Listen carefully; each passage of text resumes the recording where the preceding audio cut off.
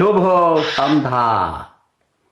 হে পৃথিবীর মানুষগুলো, গরিবেরা, হে বাঙালি, বিশেষ করে বাংলাদেশের বাঙালি গরিবেরা, দেখো আমার সাথে কে, যার কথায় 32 নাম্বার বালি হয়ে যায়, মাটিতে মিশে যায় কিনা দাদা? ওটা কি কি দিয়া করছিলেন?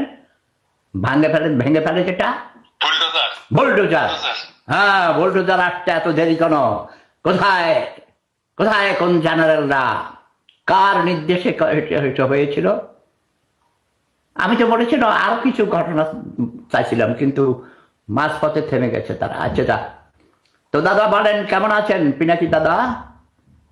এই তো সুবিধা আছি, ভালো। আপনার সাথে কথা বলে ভালো লাগতেছে। আজকে প্রথম আমি পিনাকি দার সাথে কথা বলছি। পিনাকি দার সাথে আমার সাথে কখনো সরাসরি কথা হয়নি, যদিও আমার কাছে অনেকে বলেছে পিনাকি দা আমাকে গালাগালি করেছে। আমি ওসব পাত্তা দিই না।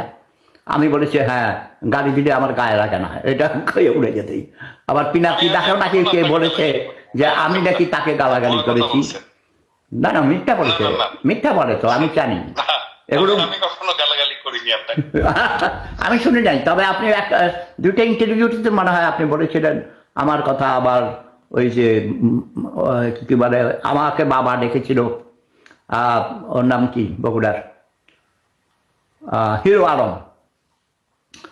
হিরো আলম, হিরো আলম তা আমার সাথে কম্পেয়ার করেন নাই, মানে আপনি উদাহরণ দিতে গিয়ে কিছু কথা বলেছেন। বাট হিরো আলমকে আমি, সে আমাকে প্রথম পরিচয়ে বাবা ডেকেছিল, আমি তাকে ছেলে হিসেবে গ্রহণ করেছি যতদূর আমার দ্বারা সম্ভব। তার জন্য অনেকের আমি শত্রু হয়েছি, অনেকের অনেক কথাও গালাগালিও শুনেছি।